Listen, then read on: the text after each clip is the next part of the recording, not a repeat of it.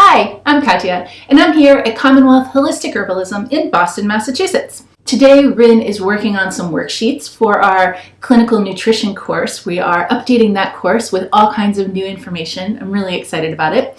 And while he's doing that, I wanted to show you about our herbal care kits because I think these could really help you. This is just a way to take everything that you need for your own body and get it ready before you get sick. Because once you get sick, your brain doesn't work well. It's not going to be really easy to think through which herbs do I need right now. But people tend to get sick with the same type of patterns each time. So if you think ahead and plan out the stuff that you're likely going to need, okay, you might not get it perfect, but you're going to end up with a kit full of stuff ready to use right there so that you can use it or your family can do it for you. It's going to make it so much easier to take care of yourself or to take care of your family members when you're feeling sick. So before we get started on that, I just want to do our reclaimer. Normally we do this together, but I'll do it all by myself today. And I will tell you that we are not doctors. We are herbalists and holistic health educators. The ideas discussed in this podcast do not constitute medical advice. No state or federal authority licenses herbalists in the United States, so these discussions are for educational purposes only. We want to remind you that good health doesn't mean the same thing for everyone, and it doesn't exist as an objective standard. It's influenced by your individual needs, your experiences, and your goals. So keep in mind that we are not trying to present a single dogmatic right way that everyone should adhere to. Everyone's body is different, so the things that we're talking about may or may not apply directly to you, but we hope that they'll give you some good information to think about, to research, and to experiment with further. Finding your way to better health is both your right and your own personal responsibility, but this doesn't mean you're alone on the journey, and it also doesn't mean that you're to blame for your current state of health. It just means that the final decision when you're considering any course of action, whether it's discussed on the internet or prescribed by a physician, is always yours to make. Okay, now that we got that out of the way, let's talk about herbal care kits. And specifically, this is our fall and winter herbal care kit. We have a different set of stuff that we're going to put into the kit in the spring and summer. That would be around like allergies and injuries and stuff like that. But this is for like colds and flu and whatever else is coming down the pike for fall and winter health. Today I was getting out everything that I'm going to put into the care kit for Rin and I. Yeah, we have a whole apothecary. We have all these things right at our fingertips in our home. But when you feel sick, it doesn't matter how long you've been doing this. You just don't want to think. You don't want to try to like figure stuff out in your brain. So we put all this together ahead of time. And we just have a box here. It doesn't matter. You could use any kind of box, but this is one that I had and it works. And so we just keep using it over and over again. If you have multiple members of your family, you might want more than one box. You might do it in bags or bins or whatever. But I do really encourage you to actually tangibly put the stuff aside. It's important for multiple reasons. First of all, because when I was gathering this stuff up, I realized that we're almost out of pulmonaria, which I'm going to talk about in a minute, and that we are getting low on time. These are two really important herbs for us through the winter. And so this was just a really good exercise to help me realize, oh, I need to make an herb order for some of these things. But also, if you really do have it set aside, then you know that it is available for you when you need it. And also family members can help you with it as well.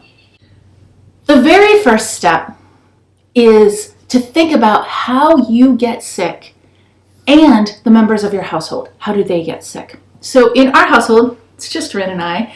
And when we're getting sick, even if we have the same bug, we get sick in different ways. He tends to get sick with a sore throat, with a cough, and also with a lot of stomach upset. And I tend to get sick with earaches or an ear infection, headaches, a lot of sinus pressure, and we we both are likely to run a fever.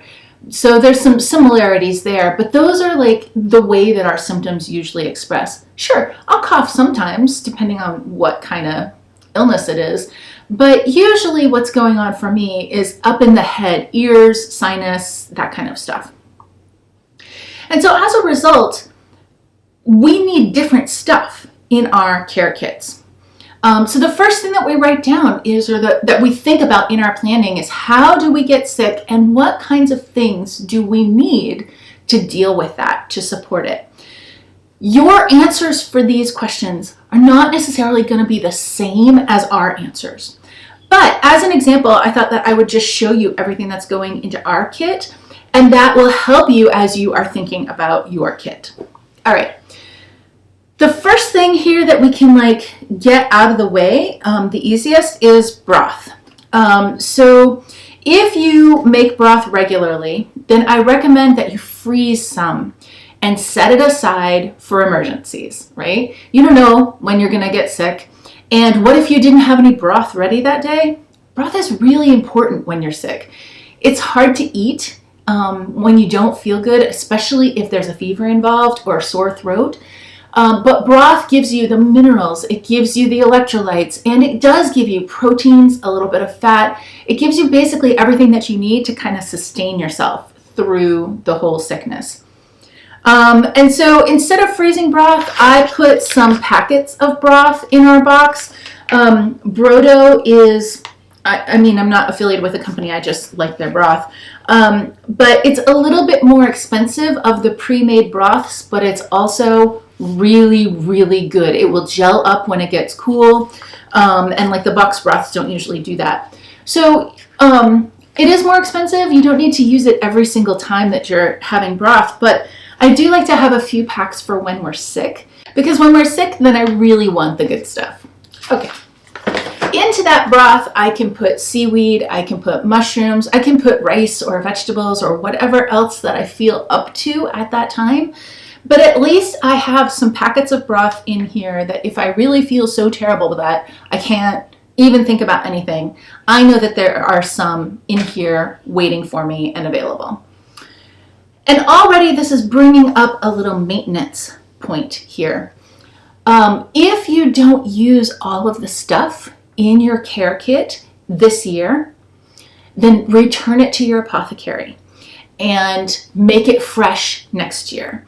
So if we don't go through all of this stuff, that's okay, because when I transition this box to be the spring and summer care kit, I'll take everything out of it, I'll put all new stuff into it, and that just helps make sure that this broth doesn't stay in here for 3 years, right? It's going to stay in here for a couple months. If I don't use it, it's going to go back into the kitchen for me to use whenever is the right time. All right, and then we have some general things that we will put in herbally. One of them is some thyme or oregano, monarda, even sage would do it for steams. Now, when you're putting stuff into your kit, it doesn't have to be super fancy. So here I filled the jar with the thyme, and I'm just taking the leftover still in the bag that it was shipped in, and I'm just gonna put that whole thing right into the kit. It doesn't have to be everything. I mean, if you want to make it fancy because that's fun, go right ahead. But it doesn't have to be. Just get the stuff set aside so that it's there for when you need it.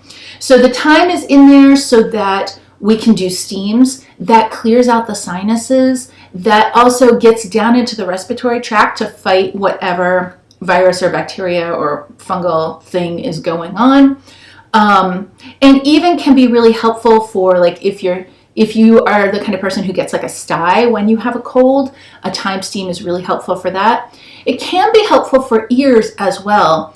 And that is kind of a personal preference thing. I don't really like to get any kind of moisture in my ears, so I don't feel comfortable putting my ear over a hot steam, but Rin really does. That feels very good for him.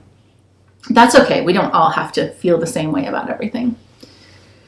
All right, and then we have here some fire cider. This fire cider is a pretty stripped down version. It's really just horseradish and ginger, onion, and garlic, and that is all that's in here. Oh, there's a little bit of turmeric in here. And Again, your fire cider recipe can be as fancy or as basic as you want it to be. It could literally just be garlic and vinegar. That would also be fine. But the purpose of the fire cider is to clear out those sinuses. I gotta tell you, I just get pasty, stuck crud in my sinuses. And in between doing a time steam, you can do one of those maybe in the morning, one at night, but then I'll still get stuffy through the day. So fire cider works really well throughout the day just to help keep everything clear. For that purpose, you don't have to take a ton of it. Sometimes you'll see people doing shots of fire cider or taking a large quantity of it. That's not really necessary if you're trying to get the sinus relief. You really just need like a spoonful of it. And if you're feeling a little nauseous, you actually don't even have to put it in your mouth. You could just smell it. All of that garlicky, horseradishy, pungent, spicy kind of aroma going up into the sinuses, that alone actually is enough to start to get things moving. So even if you feel like you can't swallow it into your stomach because your stomach is a little nauseous, it still can be really helpful. Now, this is not the jar that I'm going to put it in to get into this kit because it doesn't fit in my box. But that's okay. I will put it into a smaller jar. And so for now, I'm just going to leave it out so that I don't forget to do that. All right. Also in the realm of things that I should not forget to do is this here is a honey infused with elderberries and boneset, but it's not quite done yet. I set it up kind of at the beginning of fall, and I think that it should probably infuse a little bit longer. And so this also I'm going to leave out right beside the kit just so that I don't forget to put it in there when I strain it out. When I do strain it out, I will mash the elderberries so that every last bit of the juice gets in there. Elderberry and boneset is a great mix for us. For me in particular, boneset is particularly helpful when I get sick. It is just, everybody kind of has their own herbs that click with their body really well. And for me, boneset is one of those. Boneset is a plant that you don't need to take a lot of. A very small dose will get the job done. And that's good because it does have pyrrolizidine alkaloids. And although it's not as concentrated as comfrey, it is the kind of herb that you don't want to be taking large doses for a long period of time. But small doses just over a short period of time is not a problem. And then of course, elderberry in here is really sort of helping you get your immune action going. And also, everybody thinks about elderberry in that regard. It inhibits the viral replication, which it does. But that test was done in a petri dish. And so it's unclear how that translates to in the bloodstream, right? But we do know that elderberry has that particular ability, but it's doing so much more. And a lot of the more is actually in the color of the elderberry. That deep purple pigment is a very anti-inflammatory compound. They're called bioflavonoids. And that anti-inflammatory action is going to help keep things in check in your body. Inflammation is a necessary part of illness because it is calling the immune system to wake up and do the work that needs to be done. But we want the Goldilocks amount.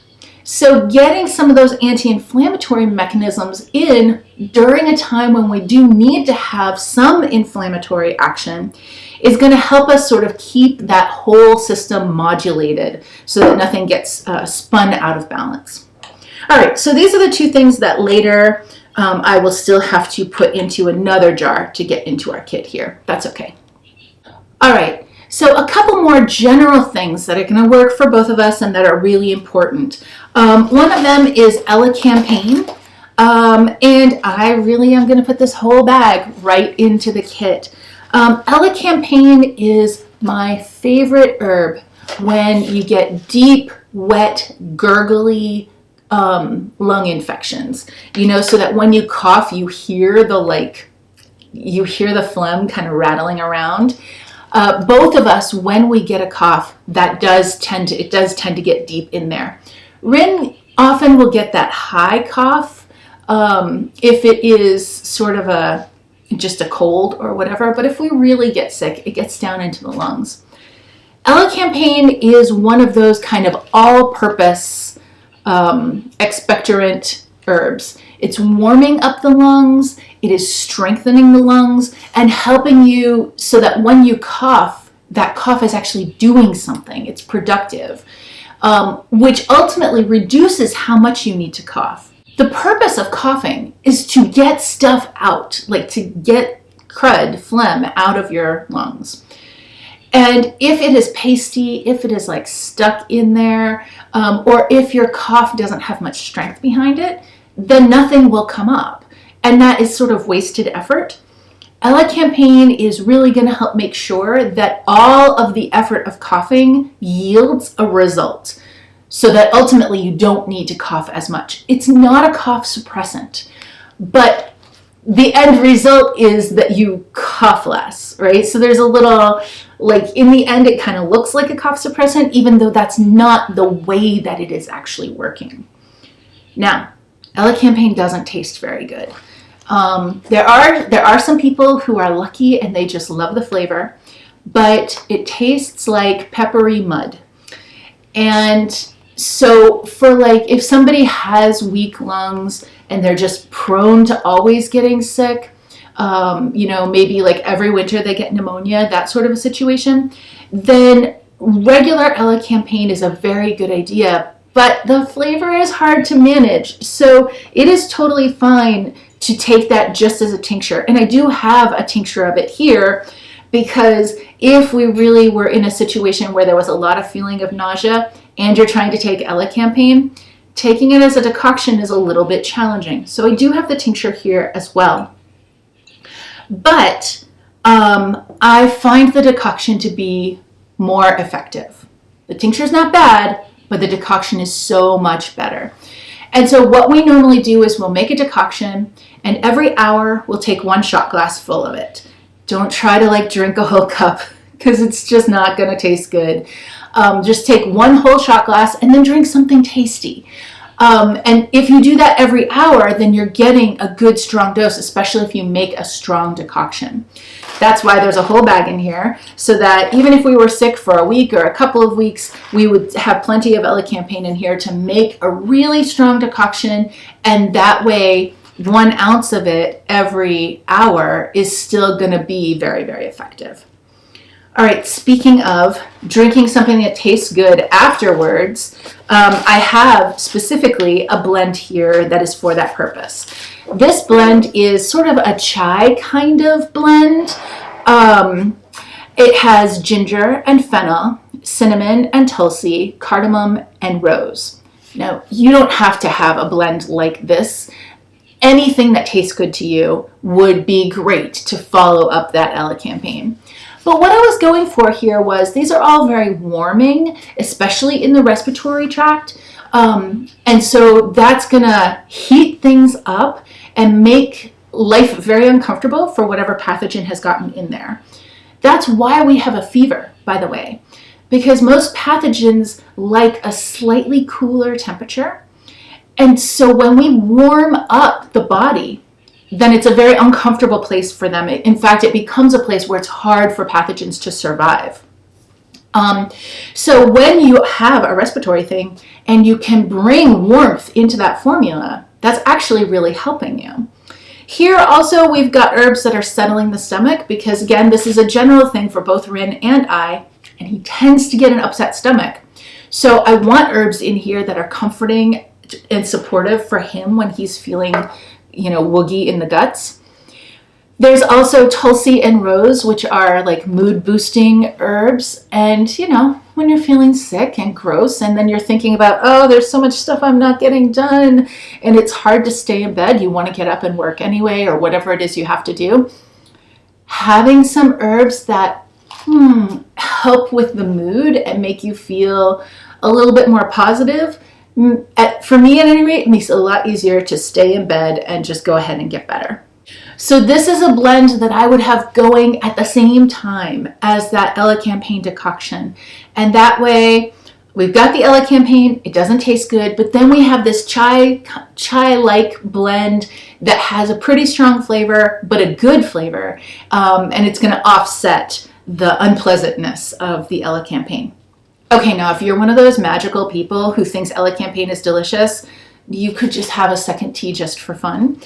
Or you could go ahead and just drink quarts of elecampane all day. That would be completely fine. All right, let's talk about this other tea blend that I have here. First of all, in order to put this, like these jars, they go on the shelf, right?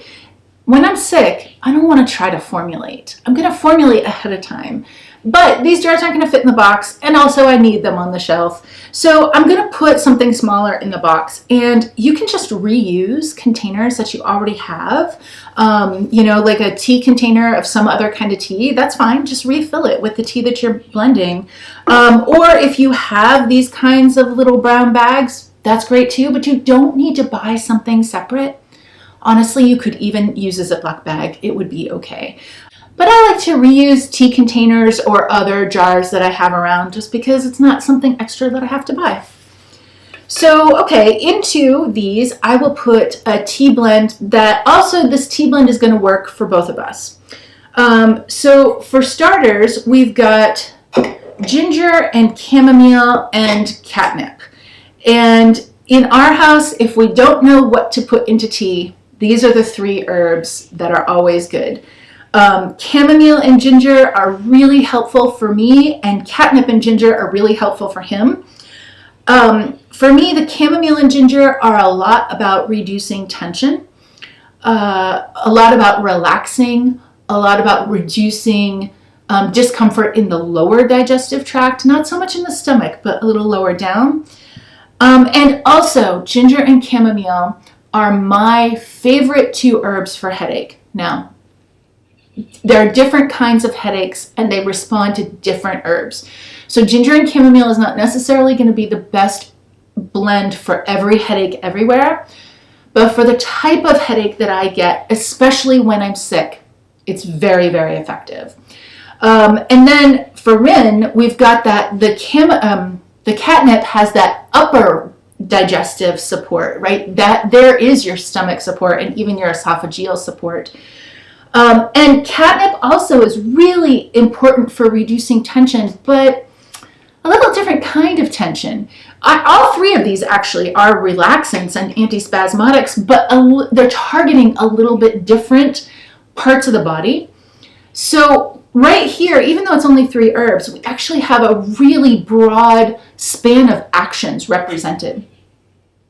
And then we're going to add to that a little bit of sage, put that here, and some pulmonaria.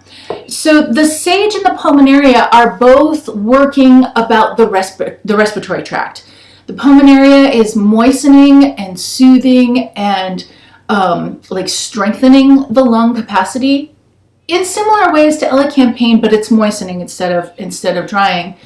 And the sage is also bringing that warmth, really that heat into the lungs. That antimicrobial action into the lungs. So this is going to be a tea that you can pour out and sort of huddle over and breathe in the steam, because the steam is going to have that action topically in the respiratory tract. And then you can drink it and get the actions for the whole rest of the body. So this is going to be a really supportive blend across a variety of symptoms that the two of us frequently get. Which means that although it might not be perfect for every single illness out there, it is likely to be helpful for any kind of illness that we would get in the fall or winter. All right, and now let's talk about the tinctures that I have added in here. Like I said, we have elecampane tincture for, when you get tired of drinking elecampane decoction. We have here a winter elixir.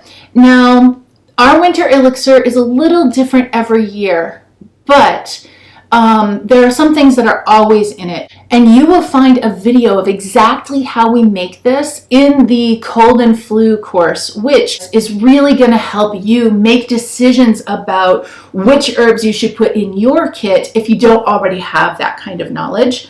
It's set up in a very convenient way so that you can just say, well, okay, these are the symptoms I tend to get. And then each one of those symptoms has its own video with the different herbal strategies to address it. And so that you can pick the thing that appeals to you most.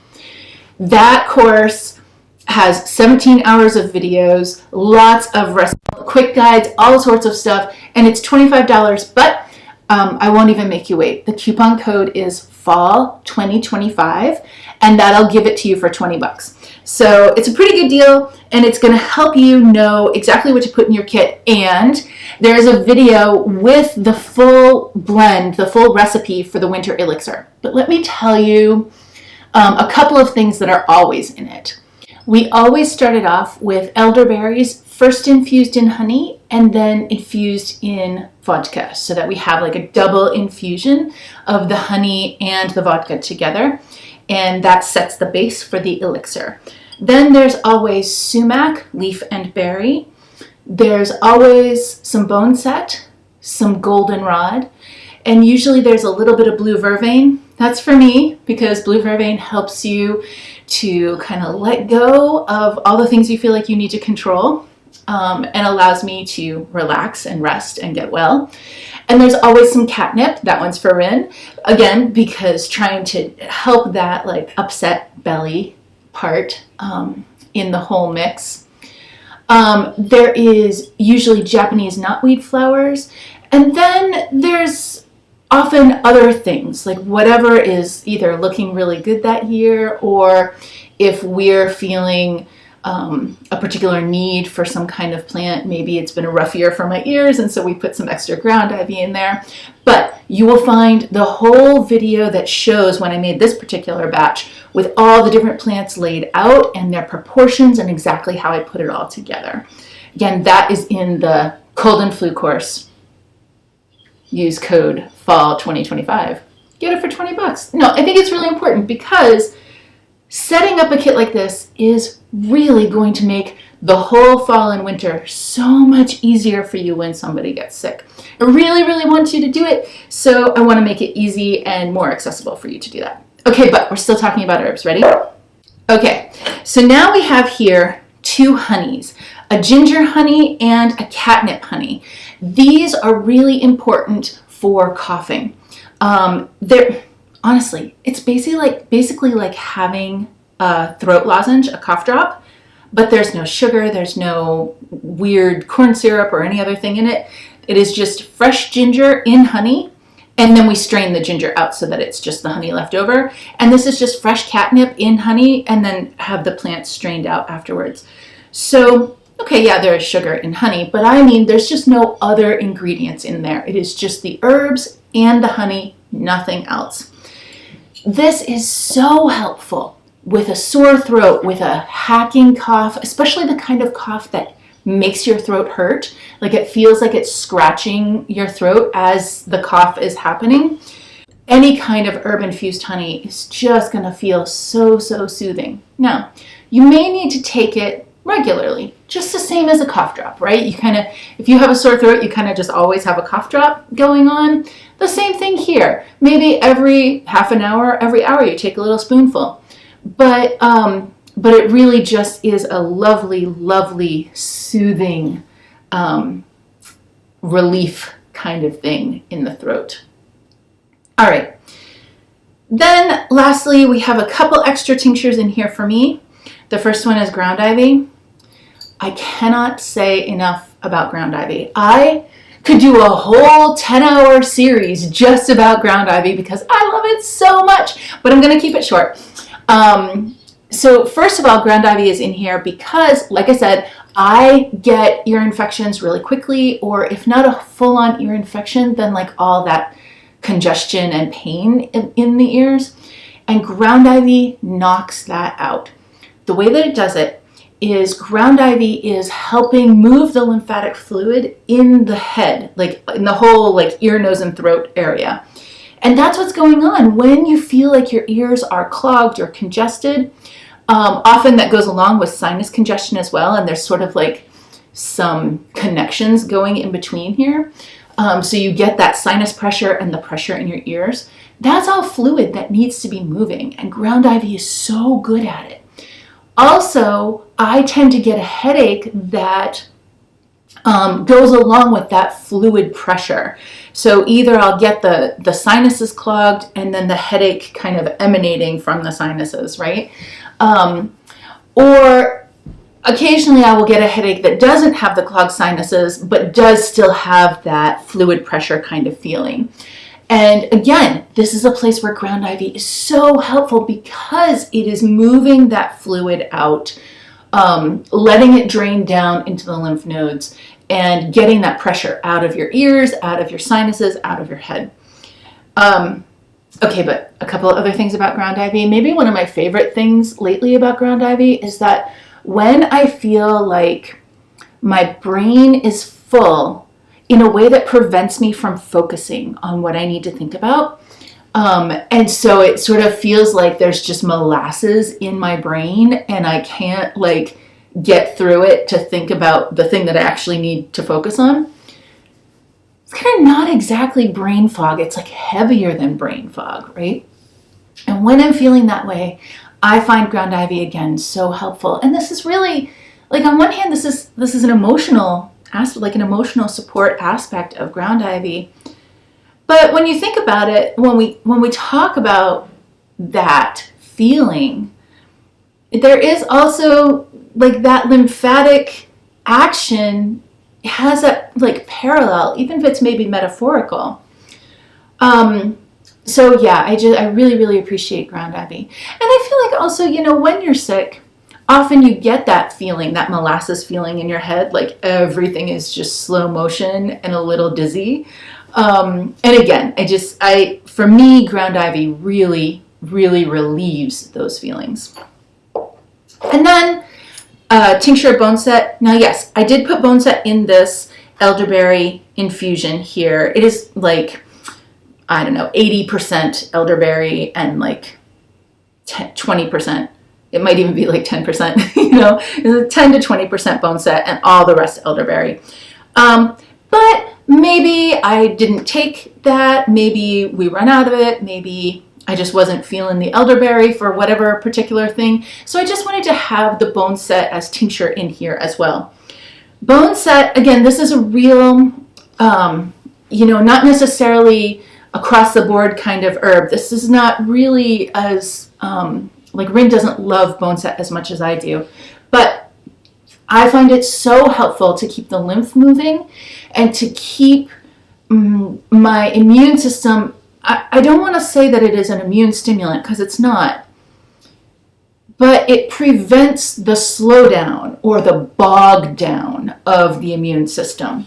That's not a scientific term at all. I'm really describing how it feels in my body when I get sick and I feel like, you start off kind of sick. You're like, I can fight this. It's going to be okay. But then like you kind of hit a wall and nothing is moving anymore. And you're just like, nope. Now I'm sick. I'm not going to beat this. It's kind of that like feeling that your resistance is kind of grinding to a halt. And that is the thing that bone set gets going again. So not a stimulant in terms of you were here and you just skyrocketed your immune system, but more like your immune system sort of slowed down till it was almost stopped, and then you kind of got it revved up again, going again. No, I don't want to say even revved up because, again, that sounds like stimulation. More, it's like bringing it back to that baseline state. All right, now there's one more thing for your herbal care box, especially if you are the only herbalist in your household, and that is to put some notes inside the box. They should be simple enough so that the other folks in your household can understand them. So for example, you could right here on the bag of Elecampaign, in fact, you even could put a sticker right on it, but you can also just do it with note cards, whichever is easier for you. But somehow you would label that Elecampaign is when you have a wet, heavy cough, and that you're going to make a decoction, 4 tablespoons of elecampane with 1 quart of water, boil it for 15-20 minutes, and then take an ounce every hour. If you just put that much, that's what your non-herbal family members will need to take care of you, right? Or, simple instructions for a time steam, or simple instructions for one of these syrups. You might say, half a shot glass full every hour. And you could just put that right on the label, or you could put it on a note card. But either way, if you live with other people, put some notes inside the box. Because if you're helping them, well, that's fine. You're the herbalist. You know how to do it.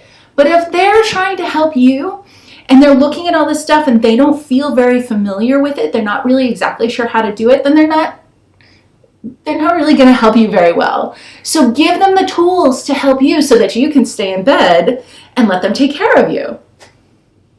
All right, so this is what's going in our box.